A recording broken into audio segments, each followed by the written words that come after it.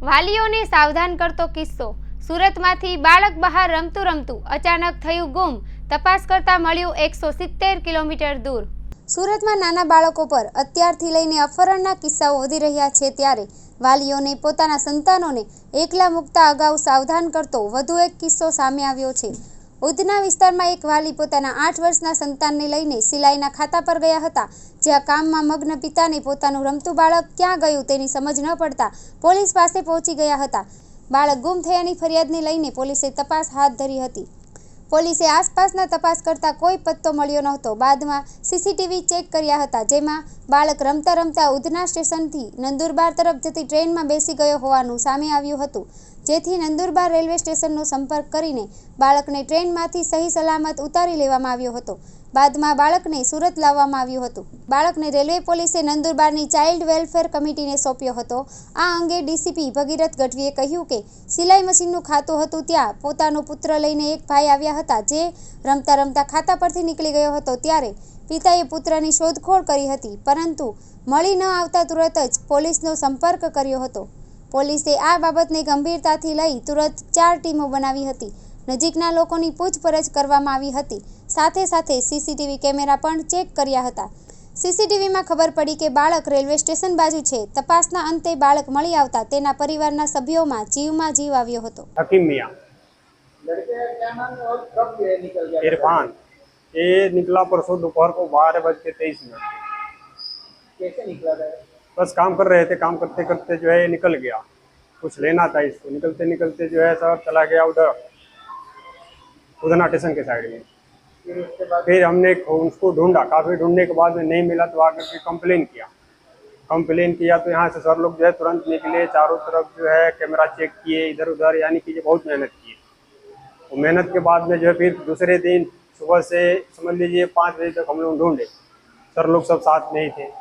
उसके बाद में फ़ोन आया कि ये लड़का मिल गया, फिर सर लोग और हम साथ में गए। कितने घंटे में पुलिस के ढूंढ निकाला बच्चे को? समझ लीजिए तकरीबन 24 घंटे के अंदर निकाल दिए। 24 घंटे में बच्चे को ढूंढ निकाला। हाँ, पुलिस वाले ढूंढ निकाले। कैसा लगा अभी बच्चे को आपको मिल गया? बहुत खुशी हुआ।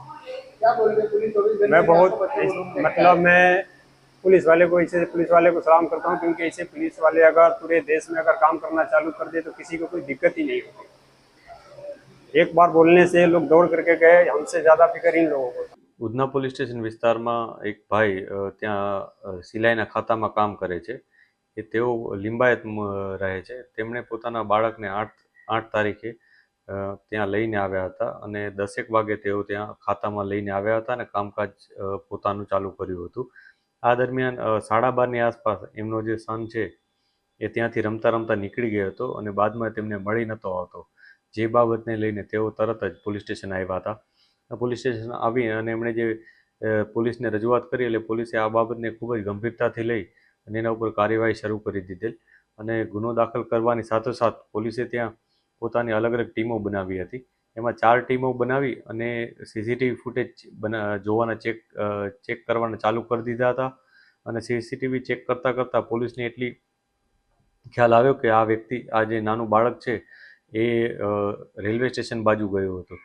તેથી પોલીસ ત્યાં પણ પહોંચી હતી। ત્યાંથી તપાસ કરતાં કેટલીક માહિતી મળી હતી। સીસીટીવીમાં પણ જાણવા મળ્યું હતું કે તે રેલવે સ્ટેશનની અંદર જઈ અને કોઈ ટ્રેનમાં બેસી જાય છે, જે બાબતે વધુ ઊંડાણપૂર્વક પોલીસે તપાસ કરી હતી અને અલગ ટ્રેનનો જે ટાઈમિંગ્સ હોય એ પ્રમાણે લોકોનો પણ સંપર્ક કર્યો હતો। છેવટે પોલીસને ખબર પડી કે આ બાળક નંદુરબારની ટ્રેનમાં બેસેલ છે, એટલે પોલીસે તરત જ નંદુરબાર રેલવે પોલીસનો સંપર્ક કર્યો હતો। રેલવે પોલીસમાંથી જાણવા મળ્યું કે આ બાળકને ત્યાં આવ્યું છે, એટલે એ લોકોએ તેને ઉતારી લીધું હતું અને આ નાના બાળકને તેઓએ ચાઇલ્ડ વેલફેર કમિટી નંદુરબારને સોંપી દીધું હતું। ઉધના પોલીસ ત્યાં પહોંચી હતી તત્કાલ અને નાના બાળકનો કબજો લીધો હતો, એનું ચેક કર્યો હતો, એથી એને કોઈ ઈજા કે અન્ય કોઈ તકલીફ પડી છે કે નહીં એ પણ પૂછ્યું હતું। જે એકદમ સહી સલામત બાળક મળી આવ્યું હતું, જેથી પોલીસ ત્યાંથી લઈ અને તેને પરત લઈ આવ્યા હતા પોલીસ સ્ટેશન અને એમના મા બાપને સોંપ્યું હતું। આ સાથે એના મા બાપનું અને બાળકનું પણ કાઉન્સેલિંગ કરવામાં આવ્યું હતું કે ભાઈ એ આવી રીતના નહીં કરવું જોઈએ, એને શું ધ્યાન રાખવું જોઈએ, કોઈ પણ કંઈ સમસ્યા થાય તો શું તકેદારી રાખવી જોઈએ એ તમામ બાબતે બાળકનું અને એના પરિવારજનોનું કાઉન્સેલિંગ પણ કરવામાં આવ્યું હતું.